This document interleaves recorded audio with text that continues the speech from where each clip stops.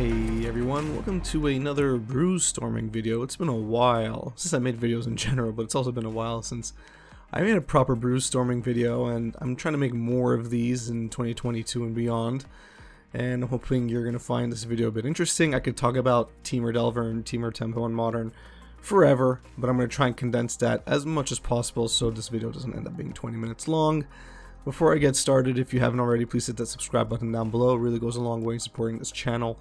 I really appreciate it. Alright, so what is Tempo? And I'm going to be sticking to Temur Tempo in particular, and Modern in particular, because that's me, Delver Brews. But you could apply a lot of these concepts to a lot of other formats, in particular Legacy. So if I'm going to talk about Tempo, I first need to touch on card advantage. So what is card advantage? At the end of the day, card advantage is you essentially playing more efficient spells than your opponent. So using your mana in the most efficient way possible, and ideally more efficiently than your opponent. So, you know, Lightning Bolt is going to be more efficient at dealing 3 damage than a 2 mana spell dealing 3 damage. I guess that's one good way of thinking about it. You know, playing a blue spell that lets you draw 2 cards means you're trading 1 card for 2, and that allows you to also gain card advantage. You know, taking out 2 creatures of your opponents with one spell, another form of card advantage. So there's many ways that you could gain card advantage throughout a game, and if you outdo your opponent in terms of card advantage, you generally win the game. That's usually how it works. And there are obviously many exceptions there, combo decks being one of them. But in most games of Magic, at the end of the day, it all comes down to card advantage. So what is Tempo? A lot of what Tempo is using card advantage to your benefit and to the detriment of your opponent. And, you know, Temur Delver in Modern and even in Legacy really takes Tempo to heart. But it's not all about card advantage when you're playing Tempo.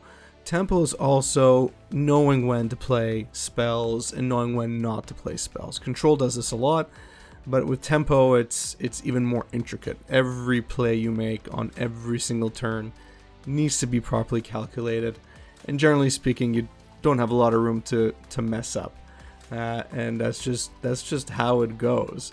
So we're gonna get into that as I go through play patterns here. But before we get into the meat of it, let's go through some Tempo basics, or Temur Tempo basics. And I'm showing you some creatures here.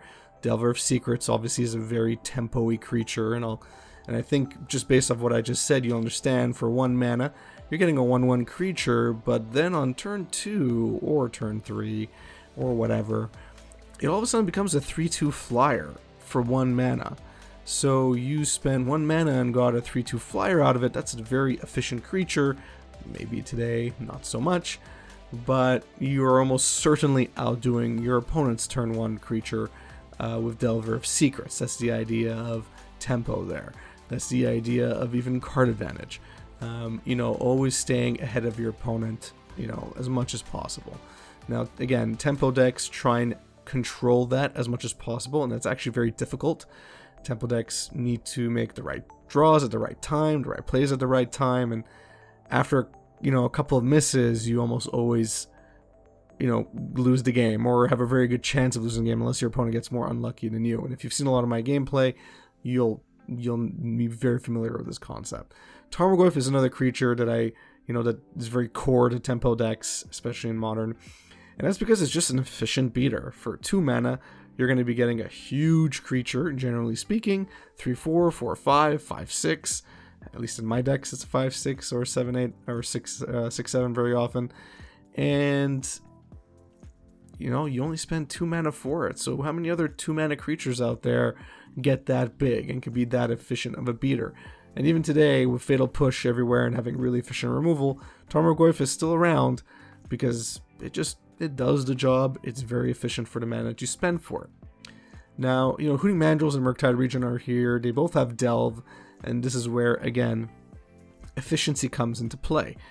Now, if you paid 6 mana to play Hooting Mandrills for 4/4 Trampler, well, you're not really getting much of an advantage there. But if you paid 1 green for a 4/4 trample creature, well, oh boy, talk about advantage.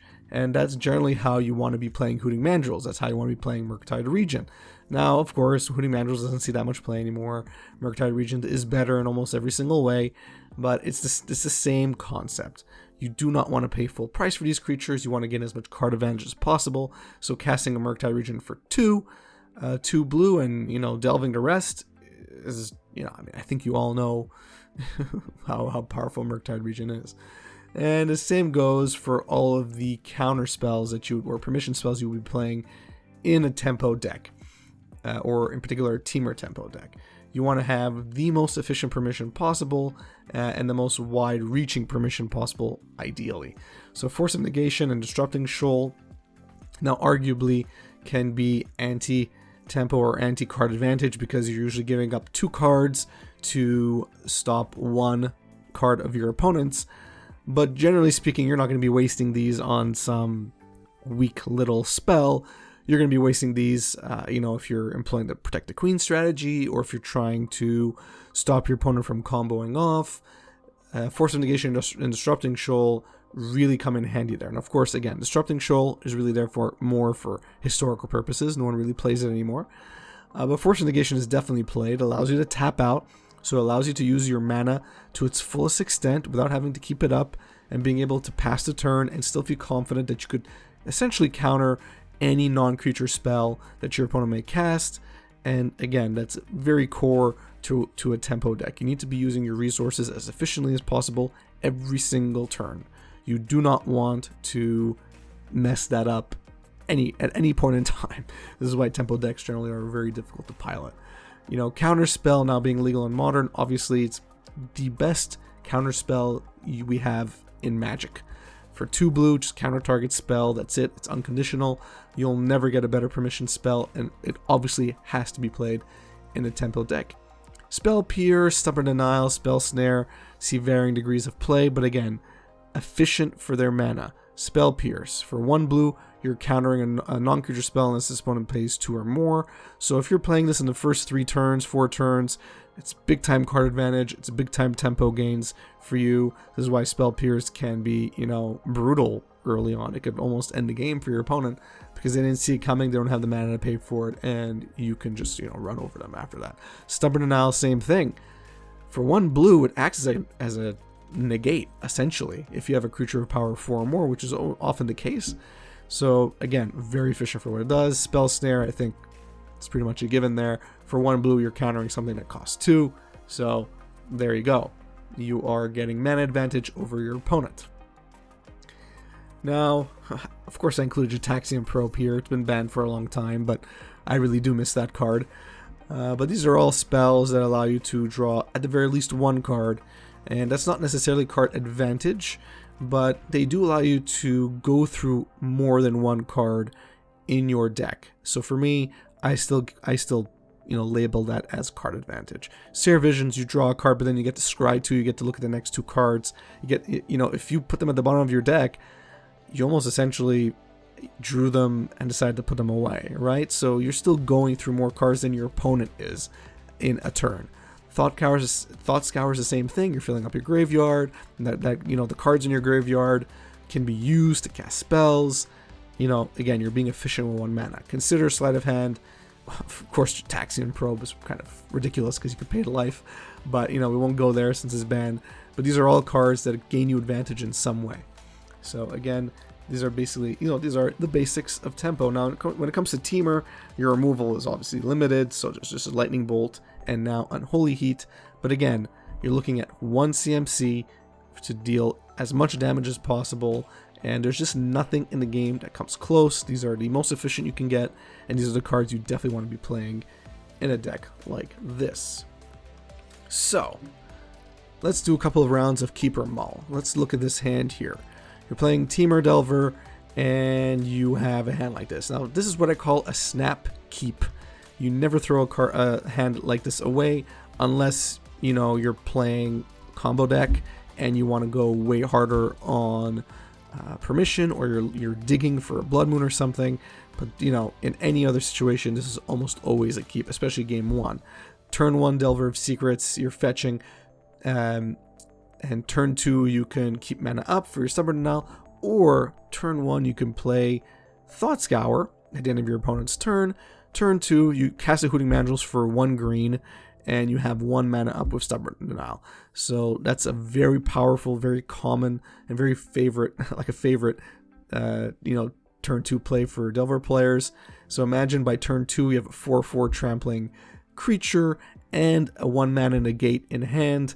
You almost feel unstoppable, I assure you. At that point, it's definitely something. It's definitely a play pattern, I suppose, or a sequence that you definitely want to be able to experience at least once in your Magic career. I recommend it. So again, this would be a definite keep against almost any deck, even if you're playing an aggro deck. Like, let's say Burn as an example, this is a great hand against Burn. All right, next. Not much is changing here, but Keeper Mull, what would you do? So for me here, this is almost certainly a mulligan. Now it really depends on the deck I'm playing against. I may keep it. Now remember, not much has changed here, but all of a sudden we don't really have any, we don't have a spell that accelerates cards going into our graveyard. We now have one shock and 1 fetch as opposed to 2 fetches. So there's one, that's another card that's not going to be going into the graveyard. So Murktide Regent and Hooting Mandrills aren't going to be seeing play for a while. And if you don't draw a card that allows you to draw more cards or more fetches, they're going to be stuck in your hand. Stubborn Denial is also okay for the first 2 turns, but after a while it's going to suck unless you have a bigger creature in play. And you don't really have a good way of protecting Delver of Secrets either. So this is likely a hand you would throw away. If you had a Tarmogoyf here as opposed to either Murktide or Hooting Mandrills, it would probably be a keep. But in this sequence, almost certainly going to be a mull. Alright, Keeper Mull here. This is almost certainly a keep for me. So you have a Delver of Secrets turn 1, you're going to be playing Tarmogoyf turn 2, and you have Force of Negation, Stubborn Denial, and Counterspell in hand. Force of Negation will allow you to protect your creatures in case your opponent tries to remove one of them on their turn, even though you're tapped out. And then, assuming you survive, you now have mana up, Counterspell mana, and you have Force of Negation and Stubborn Denial. So you could go on a couple of turns essentially denying your opponent from playing anything and just kind of playing an aggro game. So this is almost certainly going to be a keep unless, again, you're digging for a specific card. Now, again, we're going to just change a couple of things here. Now you have 4 lands, 2 counterspell, 2 permission spells, and a Tarmogoyf. What would you do? This is almost certainly going to be a mulligan. Again, you have no draw spells, you have no Searing Visions to be able to filter out, you're heavy on lands, you might flood out. If you drew another land now, it would almost certainly be game over. I can just turn 1, I would know if this was my 7 and I drew a land, I would basically scoop, because there's no way a Temur Tempo deck is going to survive that, having 5 lands and not much else. So please, if you're playing Temur Delver and you see a hand like this, it's almost always going to be a throwaway, unless you're playing, maybe combo and you want to keep those counter spells. You keep it, but almost always going to be a mull. Alright, so let's finish off with some play patterns here. The main play pattern. This is the main strategy you're going to employ whenever you can. This comes up very often when I'm playing against Tron, where they don't really have a lot of creatures, for the first few turns. Protect the Queen. You are protecting your turn 1 play, or whatever creature you manage to land. You don't overcommit to the board. You might have other creatures in hand. You don't necessarily overcommit unless you know you're clear of board wipes, or you know you can stop whatever your opponent's going to cast on their turn. You just play your Delver of Secrets or whatever, your Darcy, whatever it is, and you do everything you can to protect it, and you just beat down with that card. I've won plenty of games with a turn 2 Insectile Aberration just by protecting it from a couple of removal spells on your, before your opponent knows it. They're done. By turn 4 or 5, you have a Tarmogoyf in play, and then they don't have much they can do to stop you. So Protect the Queen is a very common strategy. It's definitely something where you don't necessarily have to go wide with creatures. You just have to make sure you have enough spells to protect the creatures that you have on the board already. Another common pattern is Control then Commit, or that's what I call it, which is probably a more official term for it. But when you play permission deck or control deck, you often do this. So before you commit to the board, if you're playing against a control deck with board wipes, or you're playing against a combo deck, you might not want to commit too quickly. you might want to control the game first. Again, remember, you're playing tempo. You don't always have to be gaining card advantage every turn. You need to be able to control the game, make sure your opponent doesn't get away with everything, and make sure they only resolve spells you don't care about. So, you have a Murktide Regent right now, or you might have a Tarmogoyf, whatever it is. If you want to commit, but make sure you can protect the queen, in subsequent turns. So I'd call that control, then commit. And then there's just the aggro plan. So this might be later in the, this will almost certainly be later in the game. This wouldn't be a turn 1 or turn 2.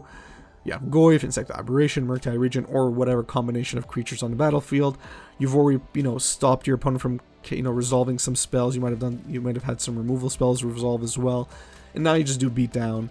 If you're playing against an aggro deck that's not burn, you might want to keep a couple of creatures back so your opponent doesn't have a really good way of attacking into you.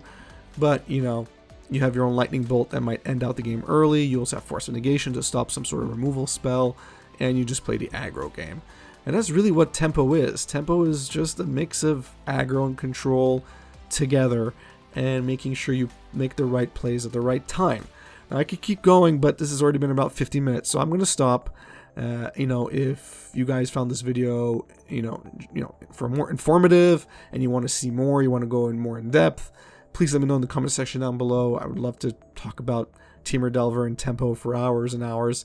But yeah, thanks for watching. If you enjoyed this video, please give it a thumbs up. If you enjoy my content in general, please subscribe and hit that notification bell down below. Those few clicks go a really long way in helping others find my content and helps my channel grow. Follow me on Twitter and Facebook, share my content on social media. That also helps others find their way to my videos and spreads the word even further. And of course, if you like making money, check out my Patreon page. The link is in the description of this video. In particular, check out the Patreon rewards program. Basically works like this. You give me your Patreon dollars every month. I buy and open up sealed product on this channel using those dollars. And I send you back that money at the end of every year in the form of rares and mythics.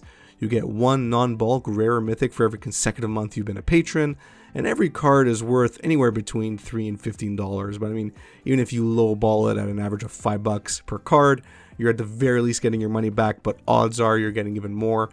There are a lot more details on my Patreon page, so check it out. Thanks and have a good one.